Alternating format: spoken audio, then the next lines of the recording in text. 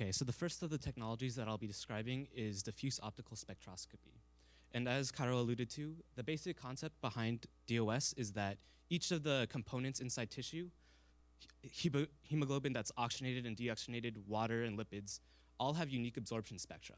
And so by measuring the absorption of the tissue at different wavelengths, we can create a system of equations to determine their relative contribution and therefore their relative presence in the tissue.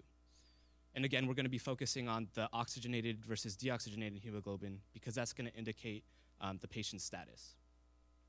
Usually absorption is a relatively straightforward measurement. You just shine light into the material on one side and measure the power loss on the other.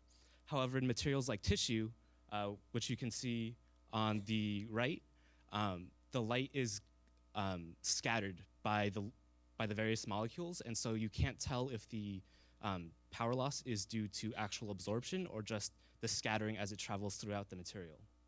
To give you an idea of what this looks like in tissue, you can imagine a light source in contact with tissue, and the light is going to diffuse out of it, but it's going to interact with the different molecules. Some of it will be absorbed, and some of it will scatter. And you get the idea that and some of the scattering events will lead to the photons leaving the tissue. And you get the idea that as the further away from the light source that the light leaves the tissue, the deeper that it's traveled inside the tissue. And so we can use that concept to probe the different depths of the tissue. We can use this diffusion model in a variety of ways. This is the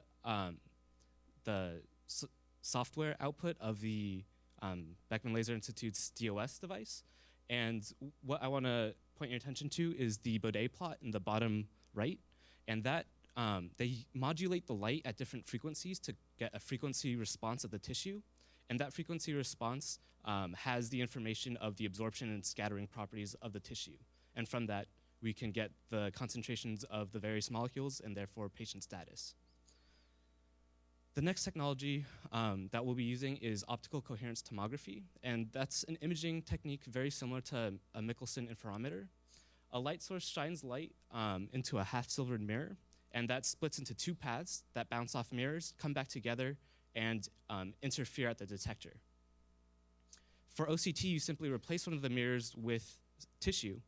And what's nice about this is all those scattering events that made the absorption a difficult measurement for DOS is basically ignored because it's not going to be coherent with the reference path. As we move the mirror, the depth of the tissue that we're scanning changes. And if there's a perfect reflection, we know something's there. It could be a change in the tissue density or something along those lines. And from that, we can construct an image of what's inside the tissue. And by scanning this laser in the tissue, we can construct a 2D or 3D image of live tissue. And so while these technologies are important, it's not actually the focus of our team. Our team is designing a probe that will combine these technologies into a small device that can be used clinically, for example, in a nasogastric tube, that will take the light to and from the instruments that Beckman Laser Institute has already developed. So now I'm going to pass it off to Lauren, who will describe some our work in designing and fabricating the probe.